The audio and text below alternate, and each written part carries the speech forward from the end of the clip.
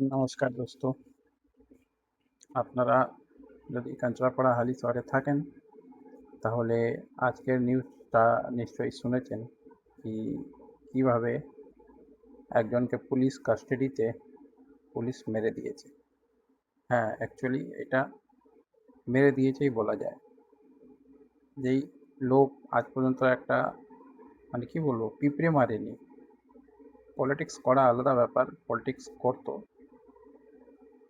আর politics করার অধিকার সবার আছে, কিন্তু এই ছেলে আজ পর্যন্ত কোনো একটা পিঁপড়েও মারেনি বা কোনো লোককে কিছু বলিনি।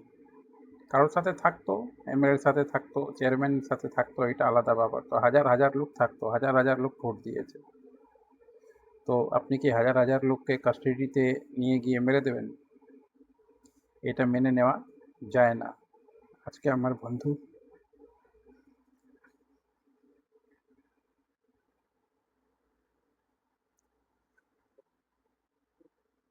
নেই,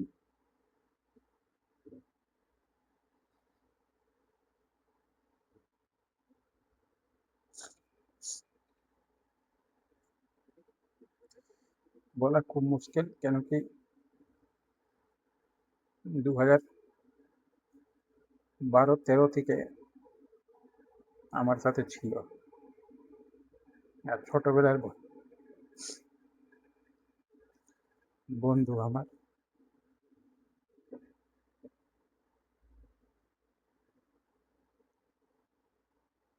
অ্যাকচুয়ালি আমি তো এখন ওইখানে থাকি না, এখন কাজের সূত্রে, ফ্যামিলির সূত্রে পাটনাতে থাকি বলে সকালে নিউজটা পেলাম।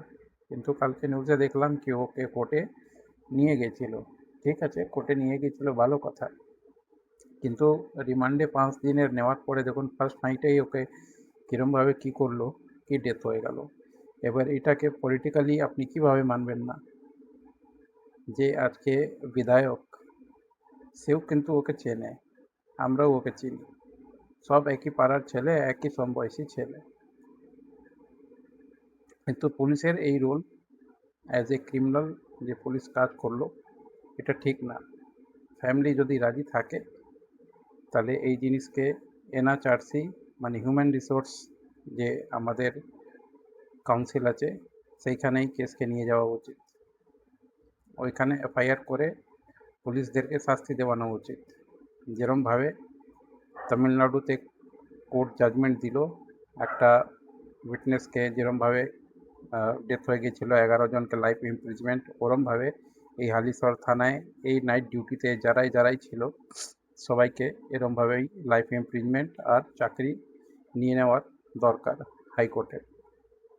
বা ওর ফ্যামিলি থেকে কথা বলবো, যদি ওর ফ্যামিলি রাজি থাকে তাহলে এই লড়াই, লিগ্যাল লড়াই চলবে, আর লিগ্যাল লড়াই লড়বো।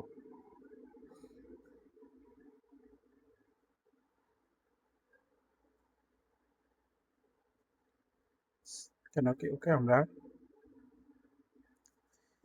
নিজের হাত থেকে তৈরি করা লোক ছিল। যখন আমি দিল্লি থাকতাম, পড়তাম ওখানে অ্যাজ এ স্টুডেন্ট, তখন ও আমার সাথে থাকতো ওইখানে। আর অনেক কিছু ধরুন আশা থাকে, জিনিস থাকে, করা থাকে, ওইখানেও আমি ওর জবের ব্যবস্থা করলাম। ওইখানে জব করতো, থাকতো, আমার সাথেই থাকতো দিল্লিতে।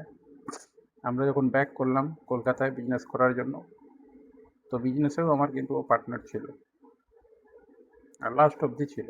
কিন্তু কোভিডের টাইমে এরম সিচুয়েশন হলো কি বিজনেস স্লো পড়ে গেল সবার। তো সবাইকে নিজের ফ্যামিলি চালানোর আছে, ব্যাপার আছে, সো একটু পলিটিক্যালি দিক থেকে চলে গেল, মুভমেন্ট করে গেল। আমরা পলিটিক্যালি মুভমেন্ট করলাম না, আর এখনও কোনো পলিটিক্যালি মুভমেন্ট করি না। কিন্তু ও একটু পলিটিক্যাল দিক থেকে নিজের কাজ বাজ করার জন্য, ফ্যামিলি চালানোর জন্য গেল। কিন্তু ও কাউকে কোনোদিন থ্রেট দেয়নি, কেউ এটা বলতে পারবে না ওর ফ্যামিলিতে কি কেউ গিয়ে কিছু করেছে। কিন্তু সেই ছেলেকে আজকে এরমভাবে যেতে হলো, এটা মেনে নেওয়া যায় না। আমাদের যত বন্ধু বান্ধব আছে, যারা লোকালি আছে, অনেকজন আছে যারা কিছু করতে চায়, কথা বলা যাবে, লিগ্যাল দিক থেকে স্টেপ নেওয়া দরকার। কেন কি আজকে একজন গেছে, কালকে দুজন যাবে, পরশুদিন তিনজন যাবে। এরম যে কোনো পার্টিকে করা আলাদা ব্যাপার। অনেকজন আছে বন্ধু আমাদের যারা বিজেপিও করে, অনেক বন্ধু আছে টিএমসি করে, অনেক বন্ধু আছে যা ইচ্ছা করছে করুক, ওইটা কোনো ব্যাপার না। কিন্তু কোনো লোককে বিজেপি করছে বলে ওকে মেরে দেওয়া বা টিএমসি করছে বলে ওকে মেরে দেওয়া এরমভাবে পুলিশের ওইটাতে, এটা একদম উচিত না। আর কি বলবো, অনেক দিন আমার সাথে থেকেছে ছেলেটা, অনেক দিন।